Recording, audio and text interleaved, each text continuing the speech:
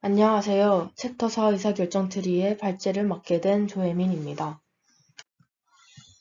의사결정 트리는 질문을 던지고 답을 하는 과정을 연쇄적으로 반복해 집단을 분류하거나 예측하는 분석 방법입니다. 일반적으로 의사결정 트리는 정보이득 수치를 계산해서 최종 목표를 달성하는 트리를 완성합니다. 정보이득은 엔트로피의 변화량으로 계산되고 엔트로피는 다음과 같습니다. A는 의사결정을 수행하려는 전체 영역을 의미하고 N은 범주의 개수, PK는 A 영역에 속하는 레코드 가운데 K 범주에 속하는 레코드의 비율입니다. 목표는 A라는 공간에서 두 도형을 가장 많이 구분할 수 있는 직선 하나를 긋는 것입니다. A개에 대한 엔트로피는 다음과 같습니다. 정보이득량은 엔트로피의 변화량이라고 말했었습니다. 아무런 일도 벌어지지 않았으므로 정보이득량은 0입니다. 이제 실선 하나를 그어보면 연두색으로 구분된 두 영역을 A1, A2라고 합시다. 두 엔트로피의 차이만큼 정보이득이 발생했다고 할 수 있습니다. 그러므로 정보이득량은 1-0.811로 0.819입니다. 그리고 사각형 A를 그림과 같이 연두색으로 자르면 A3, A4라고 했을 때 엔트로피와 정보이득량은 다음과 같습니다. 이 두 가지를 비교했을 때 전자의 방법이 정보이득이 양이 많음을 확인할 수 있습니다. 그리고 이 과정이 기계적으로 반복된다면 기계는 첫 번째 분류를 최우선 분할 방식으로 결정할 것입니다. 최소한의 행동으로 최대한의 엔트로피 손실을 발생시키기 위해 알고리즘을 동작합니다. 의사결정 트리는 한 계열의 다양한 분류 방식을 시도하고 정보이득량이 가장 커지는 방법으로 진행합니다. 이 과정을 재기적 분기라고 합니다. 재기적 분기는 최대 학습 데이터의 개수만큼 발생시킬 수 있습니다. 그 모든 학습 데이터에 대해 분기한 상태를 풀트리라고 합니다. 풀트리는 과적합 문제를 발생할 소지가 크고 과적합 문제를 해결하기 위해서는 특정 임계점보다 낮은 수준의 정보이득이 발생하는 가지를 잘라내는 과정이 필요합니다. 이 과정을 프루닝이라고 합니다. 의사결정 트리가 재기적 분기와 가지치기를 통해 완성되고 그 분기 기준은 정보이득이라는 점을 꼭 명심해야 됩니다. 다음으로는 의사결정 트리의 시각화에 대해서 진행하겠습니다. 앞서 본 내용에서 연두색 선으로 이분할을 했던 예시입니다. 이 예시를 보시면 8개 중에 6개, 그 밑에 점선보다 밑에 기준 8개 중에 6개를 확인할 수 있고 이 부분을 시각화하면 오른쪽과 같고 검은색 원으로 분류된 것은 87.5%, 흰색 삼각형으로 분류된 것은 87.5%라는 것을 확인할 수 있습니다. 의사결정 트리를 시각화할 수 있다면 사용자는 해당 알고리즘이 어떤 계산 방법이나 원리를 사용했는지 이해하지 않아도 됩니다. 의사결정 트리 도식화를 통해 알고리즘이 해석 가능해지는 것입니다. 다음은 피처 중요도 구하기입니다. 피처 중요도는 데이터의 피처가 알고리즘의 정확한 분류에 얼마나 큰 영향을 미치는지 분석하는 기법입니다. 피셔와 루딘, 도미니치가 제안한 피처 중요도 계산법은 다음과 같습니다. 다음으로는 부분 의존성 플롯 그리기에 대해서 진행하겠습니다. 부분 의존성 플롯은 피처의 수치를 선형적으로 변형하면서 알고리즘 해석 능력이 얼마나 증가하고 감소하는지를 관찰하는 방식입니다.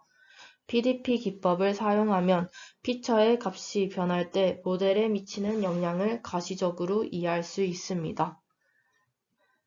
아래와 같은 그래프를 보시면 PDP 기법을 사용하여 포도당 내성 테스트 결과값이 변할 때 당뇨병 진단에 얼마나 영향을 주는지 판별하는 그림입니다.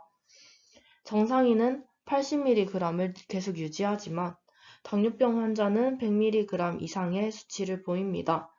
포도당 내성 테스트 결과가 100mg 이상의 수치를 보일 때부터 당뇨병 진단 영향력이 급격하게 커지는 것을 확인할 수 있습니다. 이 공식을 통하여 XS 피처가 전체 예측에 미치는 영향력을 구할 수 있습니다. 다음으로는 XGBoost 활용하기에 대해서 설명하겠습니다. XGBoost는 약한 분류기를 세트로 묶어서 정확도를 예측하는 기법인 부스팅을 사용하는 기술입니다. 자, 밑에 식을 보시면 어떤 학습기 M에 대해 Y를 예측할 확률은 다음과 같습니다. 그리고 그 나오는 에러를 좀 더 상세하게 분류할 수 있는 모델 G를 대입합니다. 그렇게 해서 두 번째 식이 나오게 됩니다. 그리고 에러 2를 더 세밀하게 분리할 수 있는 모델 H를 가지고 옵니다. 그렇게 해서 위 세 개의 식을 다 합치면 네 번째 식이 나오고요. 이렇게 했을 때 학습기 M을 단독으로 사용했을 때보다 정확도가 훨씬 더 높습니다. 그러나 그 분류기 MGH의 성능이 각각 다른데 모두 같은 비중으로 분류를 진행하기 때문에 임의의 데이터에 대해 간섭하며 오류를 높일 수 있습니다. 만약 각 모델 앞에 비중을 두고 머신러닝으로 최적의 비중을 찾을 수 있다면 훨씬 더 좋은 성능을 내는 분류기가 될 것입니다. XGBoost는 분류기 MGH를 발견하고 파라미터는 분산 처리를 사용하여 각 분류기의 최적 반영 가중치 알파, 베타, 감마를 빠르게 찾아낼 수 있습니다. 분류기는 회귀 점수를 사용해 정확도를 측정하고 각각의 중요도에 따라 강한 분류기부터 약한 분류기까지 결합한 모델을 랜덤하게 생성합니다. 이렇게 만들어진 분류기를 트리라고 하고 분류기를 조합한 최종 알고리즘을 포레스트라고 부릅니다. XGBoost는 트리를 만들 때 Classification and Regression Trees라는 알고리즘을 사용합니다. CART 알고리즘은 분류 트리 분석과 회귀 트리 분석을 동시에 사용해서 트리를 만듭니다. CART는 같은 분류 결과를 갖는 모델끼리도 최종 가치를 비교함으로써 모델의 우위를 선정할 수 있습니다. 위에 그림을 보시면 5명에 대해 컴퓨터 게임을 좋아하는 가를 밝히기를 위한 두 가지 트리 모델이 있습니다.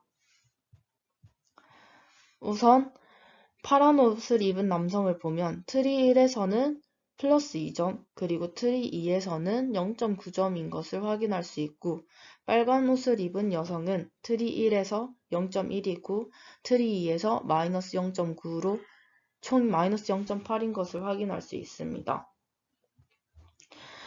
트리 1은 구성하는 나이, 성별, 그룹 점수보다 트리 2를 구성하는 질문지 컴퓨터를 매일 쓰는 사람인가가 컴퓨터 게임 선호에 중요하다고 생각을 하면 B의 가중치를 더 두시면 됩니다.